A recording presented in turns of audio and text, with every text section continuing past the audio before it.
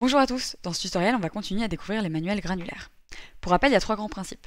Ils sont découpables selon vos besoins, modifiables à l'infini et profondément collaboratifs. Dans cette vidéo, on va s'intéresser au deuxième principe, soit voir que le manuel est modifiable à l'infini.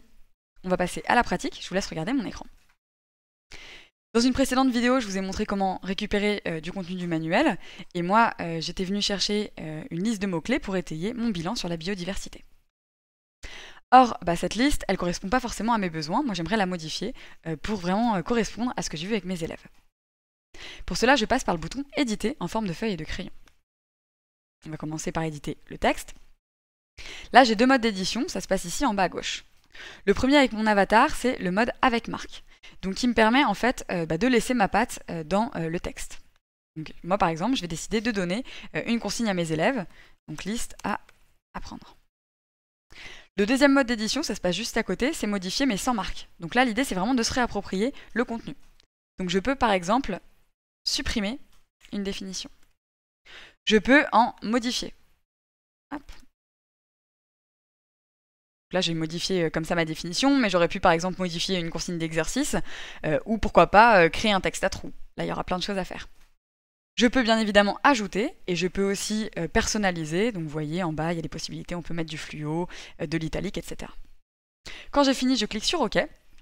Et là, pas de panique pour les droits d'auteur. Vous voyez bien à qui appartient la perle, à Nathan, et elle a été modifiée par Madame Faustine. Maintenant, pour aller plus loin, je vais pouvoir aussi modifier mon titre. Donc, éditer, titre, et là, je vais mettre à apprendre pour le DS. Et là, je suis passée d'une perle classique de manuel à une perle vraiment personnalisée que je vais pouvoir utiliser en classe. Dernière possibilité d'édition que je voulais vous montrer, c'est l'édition d'images. Donc j'avais récupéré aussi cette perle. Je veux éditer son schéma. Éditer, image. Et là en bas, vous avez différents outils pour vous approprier cette image.